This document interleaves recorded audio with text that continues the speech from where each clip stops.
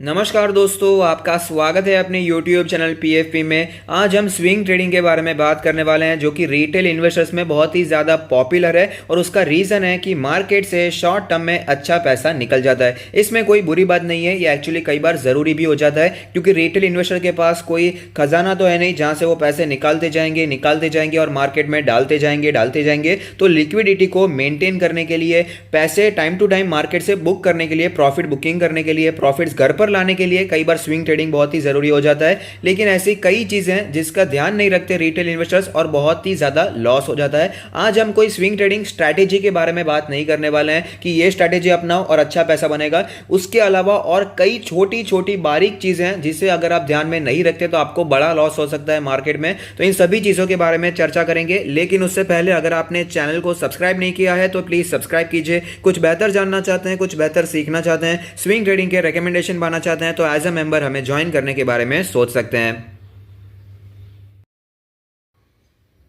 Swing trading का पूरा game चलता है सिर्फ दो चीजों पर, वो है टारगेट और स्टॉप लॉस। और रिटेल इन्वेस्टर्स की सबसे पहली गलती यहीं पर हो जाती है कि स्टॉक में पहले एंटर हो जाएंगे, उसके बाद ढूंढते हैं कि स्टॉप लॉस कहां पर है, टारगेट कहां पर है। ऐसा नहीं होना चाहिए। स्टॉक में एंटर करने से पहले उसे ठीक से एनालाइज करना चाहिए, ट्रेड सेटअप को समझना चाहिए, टारगेट और स्टॉप लॉस को समझना चाहिए। उसके बाद ही, इन सभी चीजों की जानकारी प्राप्त करने के बाद ही स्टॉक में आपको ट्रेड लेना चाहिए, वरना आपके लॉस के चांसेस बहुत ही ज्यादा बढ़ जाते हैं। तो इस चीज का ध्यान रखना बहुत ही जरूरी हो जाता है। अब कुछ लोग ऐसे होते हैं जो कि इन सभी चीजों का ध्यान ले लेते हैं, उसके बाद ही स्टॉक में एंटर होते हैं, लेकिन उनकी ये गलती हो जाती है कि वो उस पर फिक्स नहीं रह पाते, कायम नहीं रह पाते। सपोज की स्टॉक है 100 रुपीज का, स्विंग ट्रेडिंग के लिए लिया है, टारगेट है 105 का, स्टॉप लॉस है 96 का, और बाय चांस शेयर में हमें तेजी देखने को मिल रही है, स्टॉक 104 तक पहुंच चुका है, लेकिन बाद में लालच आ जाती है कि शेयर और ऊपर जाएगा, तो टारगेट शिफ्ट करके 107 कर देते हैं, 109 कर देते हैं। तो ऐसा भी नहीं होना चाहिए। टाइमली प्रॉफिट बुकिंग करना भी बहुत जरूरी होता है। और सेम केस हमें नीचे जाते वक्त भी नजर आता है। सपोज स्टॉप लॉस है 96 का और गिरावट हमें दिखाई दे रही है, 98 तक स्टॉक आ चुका है, और यहां पर डर बन जाता है कि अभी लॉस बुक नहीं करना है, इस स्टॉक में से निकलना नहीं है, लॉस बुक नहीं करना है, वापस कभी ना कभी ऊपर जाएगा। और हम लोग स्टॉप लॉस को नीचे ढकेलते जाते हैं 96 से 94, 94 से 92। तो ऐसा भी नहीं होना चाहिए। स्टॉप लॉस को इंटैक्ट कर रखना बहुत ही ज्यादा जरूरी हो जाता है। अगर ट्रेड सेटअप खराब हो रहा है, ट्रेड रिवर्सल हो रहा है, तो टाइमली लॉस बुक करके उस ट्रेड से निकल जाना ही बेहतर होता है। तो इस चीज का ध्यान रखना बहुत ही ज्यादा जरूरी हो जाता है। और मेरे हिसाब से जो सबसे बड़ी गलती करते हैं रिटेल इन्वेस्टर स्विंग ट्रेडिंग करते वक्त, वो है पैनिक सेलिंग। अगर आपने किसी शेयर को खरीद लिया 100 के लेवल पर, स्टॉप लॉस है 96, गिरावट एक ही दिन में % टूट गया, 98 आ गया, तो अब पैनिक हो जाता है, अभी क्या होगा, स्टॉक और नीचे चला जाएगा, और वहां पर सेलिंग हो जाती है। लेकिन ऐसा नहीं करना चाहिए। आपने जो स्टॉप लॉस रखा है वहीं पर सेलिंग करना चाहिए, या फिर टारगेट रखा है जो पहले रीच होता है वहीं पर निकलना चाहिए। उसके बीच में निकलने का कोई मतलब मुझे पर्सनली दिखाई नहीं दे रहा है, क्योंकि कई बार ऐसा होता है कि आप पैनिक सेलिंग कर देते हैं, उसके बाद स्टॉक में बाइंग एमर्ज हो जाती है और स्टॉक वापस ऊपर चला जाता है और टारगेट को भी रीच कर देता है।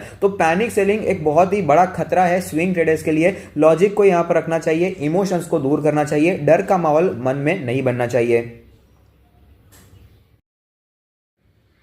अगर आप अच्छी तरीके से स्विंग ट्रेडिंग करना चाहते हैं तो इस बात का पूरा ध्यान रखिएगा कि आप हर एक ट्रेड में सेम अमाउंट को इन्वेस्ट करते हैं। जनरली जो रिटेल इन्वेस्टर होता है वो ये देखता है कि एक ट्रेड लेते वक्त उसने कितने स्टॉक्स को खरीदा, लेकिन ऐसा नहीं करना चाहिए। अमाउंट को देखना बहुत ही जरूरी है, तो ही आप डिसेंट प्रॉफिट शेयर मार्केट से निकाल पाएंगे स्विंग ट्रेडिंग करके। इसका एक एग्जाम्पल देना चाहूंगा। सपोज एक्सिस बैंक को आपने स्विंग ट्रेड के लिए लिया है, करंट मार्केट प्राइस 700 के आसपास चल रहा है, तो आपने 10 स्टॉक लिए तो 7000 का इन्वेस्टमेंट किया, आपको प्रॉफिट भी हो रहा है, बहुत ही अच्छी बात है। आपको यहां पर 5% का आपने जो टारगेट रखा था वो अचीव हो गया है, तो 5% के हिसाब से 350 रुपीज का आपको प्रॉफिट हो रहा है, तो 350 आपके प्लस हो गए हैं। अब आपने दूसरा ट्रेड लिया है एचडीएफसी बैंक का, वहां पर भी आपने 10 शेयर्स खरीदे हैं, तो उसका प्राइस है 1600 का, आपने इन्वेस्टमेंट किया है 16,000 रुपीज का, और आपका वहां पर स्टॉप लॉस हिट हो गया। सपोज सिर्फ 2% का ही आपने स्टॉप लॉस रखा है, 2% का स्टॉप लॉस वहां पर आपका हिट हो गया, तो उसके हिसाब से 320 रुपीज आपके माइनस हो गए। तो ये सारी चीजों का ध्यान रखना बहुत ही जरूरी होता है। आप कितना अमाउंट हर एक ट्रेड में इन्वेस्ट करते हैं इसका ध्यान रखना चाहिए। स्टॉक 5 हो, 6 हो, 7 हो, कोई भी ऑड नंबर हो, इवन नंबर हो, कुछ फर्क नहीं पड़ता,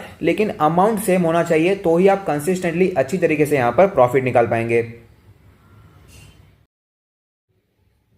स्विंग ट्रेडिंग करते वक्त कभी भी अपने शेयर को एवरेज मत कीजिए। इस बात का पूरा ध्यान रखिएगा जब भी आप स्विंग ट्रेडिंग करते हो। जनरली क्या होता है कि जब शेयर नीचे आता है तभी रिटेल इन्वेस्टर उसे एवरेज करने के बारे में सोचते हैं। सपोज 96 का स्टॉप लॉस है, स्टॉक वहां पर पहुंच चुका है, तो स्टॉप लॉस को हिट करने की बजाय वो और खरीदते जाते हैं, एक्यूमुलेट करते हैं, ये सोचकर कि शेयर कभी ना कभी ऊपर जाएगा। लेकिन उसका उल्टा इफेक्ट भी हो सकता है कि यहां पर शेयर कई दिनों तक नीचे ही रहे या फिर कॉन्सोलिडेट करे, कई हफ्तों तक, कई महीनों तक वो ऊपर जाने का नाम भी न ले। तो ऐसी सिचुएशन में आपके पैसे वहां पर फंस सकते हैं, अटक सकते हैं, जो कि ऑफकोर्स आपके लिए अच्छा नहीं है। इससे बेहतर है जो भी आपने स्टॉप लॉस रखा है, छोटा लॉस बुक करके निकल जाइए और दूसरे अच्छे ट्रेड्स ढूंढिए जो कि आपको अच्छे पैसे बनाने की क्षमता रखते हो।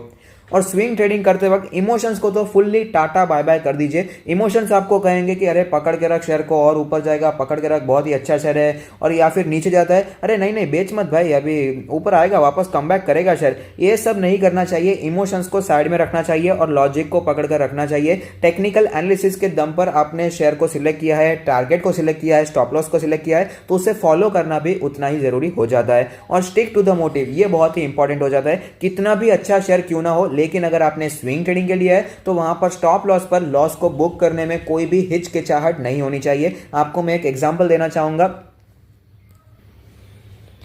फिलहाल ही मेरे एक फ्रेंड ने मुझे एक व्हाट्सएप ग्रुप बताया था जहां पर वो शेयर मार्केट की सब बातें होती थी, स्विंग ट्रेडिंग, पोजिशनल ट्रेडिंग, वो सब चलता रहता था।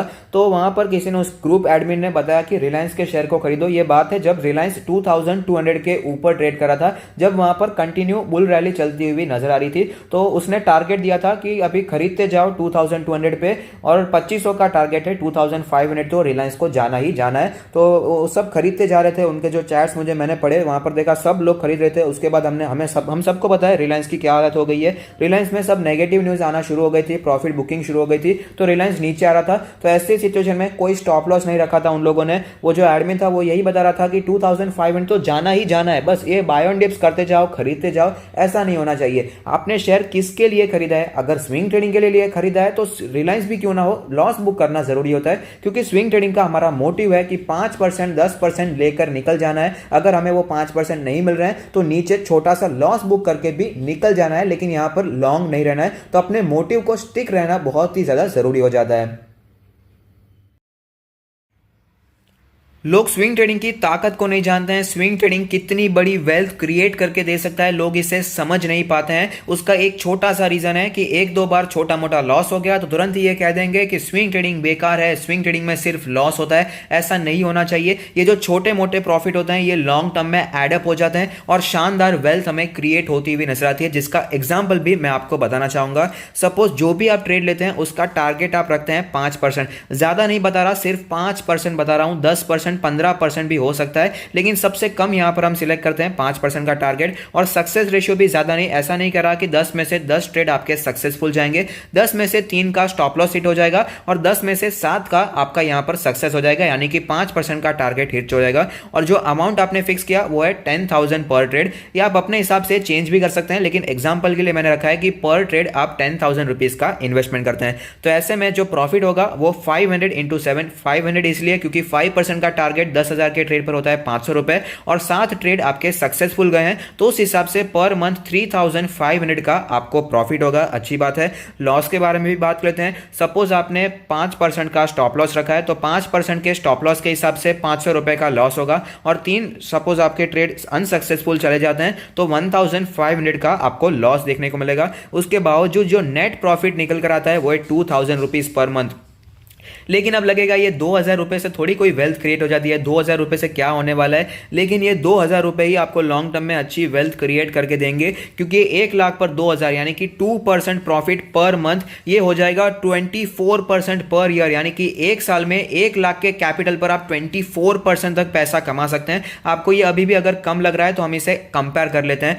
बर्कशायर हैथवे ने 1985 से 17.1% के एवरेज एनुअल रिटर्न्स बनाकर दिए, और हम सभी को पता है कि वॉरेन बफेट की आज वेल्थ क्या है। तो उनका जो वेल्थ कंपाउंड हुआ है वो 17% के सीएजीआर से हुआ है, जबकि हमें स्विंग ट्रेडिंग में 24%, 24 भूल जाइए, 20% प्लस के भी हमें रिटर्न्स यहां पर मिल सकते हैं। तो आप समझ सकते हैं हमारे लिए कितनी बड़ी वेल्थ क्रिएट होती हुई नजर आ सकती है। क्या आप भी ये वेल्थ क्रिएट करना चाहते हैं? अगर आपको भी ये ग्रेट रिटर्न्स अचीव करने सिर्फ एक ही चीज आपको फॉलो करनी है, सिर्फ एक चीज, और वो है कंसिस्टेंसी। कंसिस्टेंसी होना बहुत ही ज्यादा जरूरी हो जाता है। कंसिस्टेंट रहिए, consistency is the key. Profit होता है, प्रॉफिट लेकर निकल जाइए। लॉस होता है, लॉस लेकर निकल जाइए। लेकिन लॉस होता है फिर सोच रहे बस करना ही नहीं है, निकल जाओ, ये नहीं होना चाहिए। आपको परसिवरेंस चाहिए, कंसिस्टेंट होना बहुत ही जरूरी हो जाता है। वॉरेन बफेट ने कई क्रैश देखे हैं, उसे होल्ड किया है, उसके बाद आज वो हमें इतने बड़े लेवल पर दिखाई दे रहे हैं। इसलिए हमें भी कंसिस्टेंट होना पड़ेगा और अच्छे रिटर्न्स यहां पर बनाने होंगे। महीने के 2% के रिटर्न्स हमें लॉन्ग टर्म में बहुत ही शानदार वेल्थ क्रिएट करके दे सकते हैं। तो इन सब चीजों को ध्यान में रखिएगा। स्विंग ट्रेडिंग के बारे में हमारे पास जो इन्फॉर्मेशन है वो हमने आपके साथ शेयर की है, तो आप भी लोगों के साथ शेयर कीजिए जिससे उन्हें भी काफी मदद हो सके। तो अगर आपको ये वीडियो पसंद आता है तो लाइक कीजिए, शेयर कीजिए, कमेंट कीजिए, सब्सक्राइब कीजिए और मुझे मोटिवेट कीजिए। Thank you. Stay happy, happy investing.